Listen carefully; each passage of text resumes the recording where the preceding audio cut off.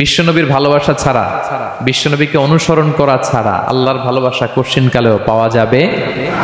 কাজী নজরুল ইসলাম খুব চমৎকার করে ওনার কবিতায় লিখেছেন, আল্লাহকে যে পাইতে চায় হাজরাতের অনুসরণে, আরশ কুরসি লৌহ কালাম না চাইতে পেয়েছে সে, রসুল নামের রশি ধরে যেতে হবে খোদার ঘরে, নদী তরঙ্গে যে পড়েছে ভাই দরিয়াতে সে আপনি মেশে, হাজরাতের অনুসরণে আরশ কুরসি লৌহ কালাম না চাইতে পেয়েছে সে।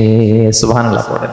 রাসূল সাল্লাল্লাহু আলাইহি ইসলামের অনুসরণের মধ্য দিয়ে আল্লাহ তাআলার ভালোবাসাটা অর্জন করতে হবে। এর বাইরে যে আল্লাহ তাআলার ভালোবাসা কঠিনকালেও পাওয়া যাবে না।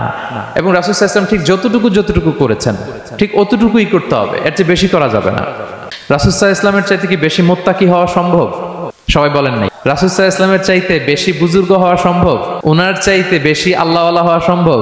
ওনার চাইতে বেশি আল্লাহ তাআলার কাছে প্রিয় ব্যক্তিত্ব হওয়া সম্ভব? রাসূল সাল্লাল্লাহু আলাইহি ইসলামের সময়কালে কিছু সাহাবারা রাসূল সাল্লাল্লাহু আলাইহি ইসলামের স্ত্রীদের কাছে জানতে চেয়েছিল যে উম্মুল মুমিনিন, আপনারা বলুন যে রাসূল সাল্লাল্লাহু আলাইহি ইসলামের আমল কেমন ছিল?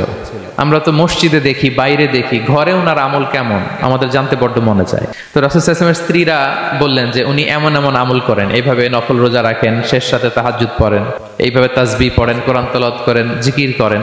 তো হাদিসে এসেছে যে কাআন্নাহুম তাকাল্লুহা, তাদের কাছে এটা কেমন যেন কম মনে হইলো।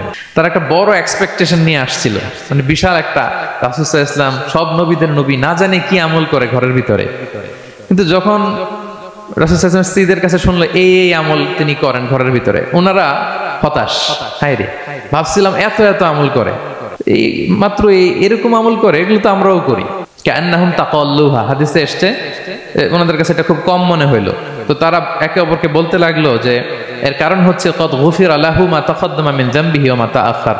আল্লাহ তাআলা তো রাসূল সাল্লাল্লাহু আলাইহি ওয়াসাল্লামের আগের পরের সব গুনাহ মাফ করে দিয়েছে। ওনার তো আদতে কোনো গুনাহই নাই, কিন্তু আল্লাহ তাআলার ঘোষণা হচ্ছে নবী হে, আপনার আগের পরের সব গুনাহ আমি মাফ করে দিলাম। তো সাহাবারা বলতেছেন এর কারণ হচ্ছে ওনার কোনো গুনাহই নাই, সব মাফ, এজন্য ওনার কম করলেও হয়, আমাদের তো এত কম করলে চলবে না। কথা বুঝতে পেরেছেন? তো ওনারা ভাবলো যে না, আমাদের তো আমল বাড়াইতে হবে। তো কি করতে হবে? একজন বলল আমি সারা রাত নামাজ পড়বো, আমি আর ঘুমাবো না, এখন থেকে সারা রাত কি করবো? নামাজ পড়বো, আমি আর ঘুমাবো না। আরেকজন বলল তাহলে আমি সারা বছর রোজা রাখবো, রোজা ভাঙবো না, সারা বছর টানা রোজা, যেহেতু বেশি বেশি করতে হবে। আরেকজন বলল আমি স্ত্রীদের সাথে আর মেলামেশা